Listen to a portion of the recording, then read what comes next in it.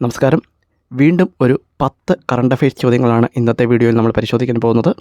ഒന്നാമത്തെ ചോദ്യം, 2024 ജനുവരി 27-ന് കന്യാത്ര ആരംഭിച്ച ലോകത്തിലെ ഏറ്റവും വലിയ ആഡംബര കപ്പൽ ഏത്?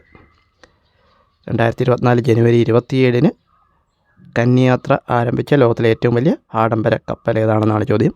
ഉത്തരം ഐക്കൺ ഓഫ് ദ സീസ്. രണ്ടാമത്തെ ചോദ്യം, കേരള ചലച്ചിത്ര വികസന കോർപ്പറേഷൻ്റെ OTT പ്ലാറ്റ്ഫോമിൻ്റെ പേരെന്ത്? കേരള ചലച്ചിത്ര വികസന കോർപ്പറേഷൻ്റെ OTT പ്ലാറ്റ്ഫോമിൻ്റെ പേരെന്ത്? ഉത്തരം സീ സ്പേസ്. അടുത്ത ചോദ്യം, ഏത് രാജ്യത്താണ് 2024 ഫെബ്രുവരി 1 മുതൽ ഇന്ധനവില നിലവിലുള്ളതിൻ്റെ 5 ഇരട്ടി ആക്കിയത്? ഏത് രാജ്യത്താണ് 2024 ഫെബ്രുവരി 1 മുതൽ ഇന്ധനവില നിലവിലുള്ളതിൻ്റെ 5 ഇരട്ടി ആക്കിയത്? ഉത്തരം ക്യൂബ. അടുത്ത ചോദ്യം, ഡിജിറ്റൽ സാക്ഷരത കൈവരിച്ച കേരളത്തിലെ നഗരസഭ ഏത്? ഡിജിറ്റൽ സാക്ഷരത കൈവരിച്ച കേരളത്തിലെ നഗരസഭ ഏത്? ഉത്തരം കൊട്ടാരക്കര നഗരസഭ. അടുത്ത ചോദ്യം, 2024 മെയ്യിൽ 100-ാം സമാധി ആചരിക്കുന്നത് ഏത് നവോത്ഥാന നായകൻ്റെയാണ്? ഉത്തരം ചട്ടമ്പിസ്വാമികൾ.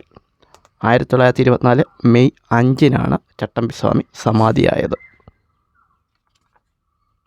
അടുത്ത ചോദ്യം, ഏറ്റവും അധികം തവണ എവറസ്റ്റ് കീഴടക്കിയ വ്യക്തി എന്ന നേട്ടം സ്വന്തമാക്കിയത് ആര്?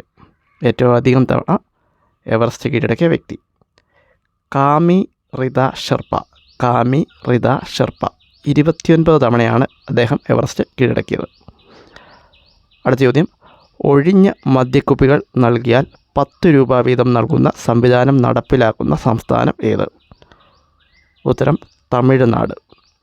അടുത്ത ചോദ്യം, കേരളത്തിലെ ആദ്യത്തെ ട്രാൻസ് വുമൺ MBBS ഡോക്ടർ ആര്? കേരളത്തിലെ ആദ്യത്തെ ട്രാൻസ് വുമൺ MBBS ഡോക്ടർ ആര്? ഉത്തരം വിഫ ഉഷ രാധാകൃഷ്ണൻ. അടുത്ത ചോദ്യം, ട്രാൻസ്ജെൻഡർ വിഭാഗക്കാർക്ക് സൗജന്യ ബസ് യാത്ര അനുവദിച്ചത് എവിടെയാണ്? ട്രാൻസ്ജെൻഡർ വിഭാഗക്കാർക്ക് സൗജന്യ ബസ് യാത്ര അനുവദിച്ചത് എവിടെയാണ്? ഉത്തരം ഡൽഹി.